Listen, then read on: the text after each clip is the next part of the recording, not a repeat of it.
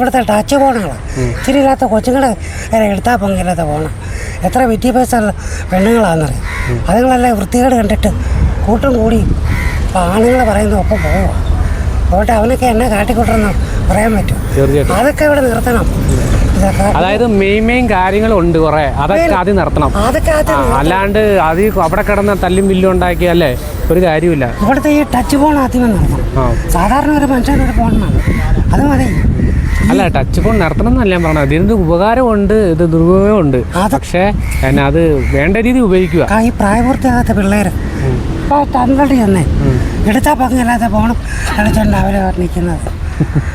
നിലവിലുള്ള ഇപ്പൊ മുഖ്യമന്ത്രി ചേർന്ന തൃപ്തരാണ്. മുഖ്യമന്ത്രി എന്നാ ചെയ്യാൻ? അല്ലേ, വി ഡി സതീശൻ ജനങ്ങൾ പിന്തുണ കൊടുത്തിട്ടാണ് പുള്ളി ഇപ്പൊ കയറിയതല്ലേ ഉള്ളൂ. ഈ ലോകത്തിനെ കുറിച്ച് പുള്ളി ഒന്ന് അറിയട്ടെ, എന്നിട്ട് വേണം പുള്ളിക്ക് എന്തെങ്കിലുമൊക്കെ ചെയ്യാൻ. അതിനൊരുപാട് ആൾക്കാർ തമ്മിൽ തല്ലുവല്ലേ? അതെ, തമ്മിൽ തല്ലുന്ന അതൊക്കെ അഹങ്കാരം കൊണ്ട്.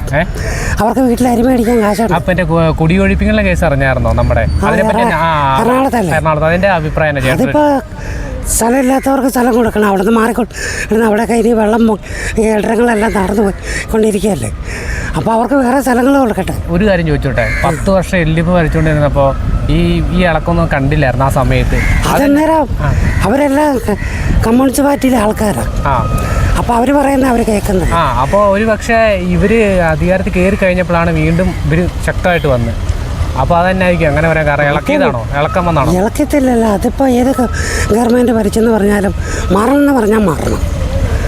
അതിനുള്ള തീരുമാനങ്ങൾ ഇറക്കിയപ്പോൾ ഇപ്പം ഇപ്പോഴത്തെ പുതിയ മന്ത്രി കയറിയപ്പോൾ അങ്ങനെ ചെയ്തപ്പോൾ ആ കുറ്റം വരുത്ത ആ മന്ത്രിക്കാണ്. പഴയ മന്ത്രിക്ക് കുറ്റം വരുന്നില്ലല്ലോ. ഇല്ല, ഇപ്പൊ വന്നതെല്ലാം വി ഡി സതീശനാണ്. പുള്ളിയുടെ പേരിലാണ് കുറ്റം വരുന്നത്. ഇനിയിപ്പോ പഴയ കാര്യം എല്ലാം പുള്ളിയുടെ തലയ്ക്ക് വരുള്ളൂ. പ്രതിപക്ഷമായിട്ട് നിന്ന് ചെയ്തോണ്ടിരിക്കും. അതിനിപ്പോ പുതിയ മന്ത്രി ചെയ്യേണ്ടതെന്ന് വെച്ചാൽ അവിടെ നിന്ന് മാറേണ്ട കർശനമാണെങ്കിൽ അവരവിടെ നിന്ന് മാറി വേറെ സ്ഥലം മേടിച്ചു കൊടുക്കണം. അതാ ചെയ്യേണ്ടത്. അല്ലാതെ നല്ലത് ചെയ്താൽ നല്ലത് കിട്ടും അല്ലേ? അത്രേ ഉള്ളൂ. അല്ലെങ്കിൽ ജനങ്ങൾ വീണ്ടും ചവിട്ടി താത്തും. ഇപ്പൊ 5 വർഷം വരെ പുള്ളി നല്ല രീതിക്ക് ഭരിക്കണം ആണ് എൻ്റെ പ്രാർത്ഥന. അതായത് തുടർഭരണം കിട്ടണമെങ്കിൽ നല്ല രീതിക്ക് ഭരിക്കണം. അത് ഈ പറഞ്ഞ വാഗ്ദാനം എല്ലാം നടപ്പിലാക്കണം, അല്ലെങ്കിൽ കയ്യിൽ നിന്ന് പോകും അല്ലേ?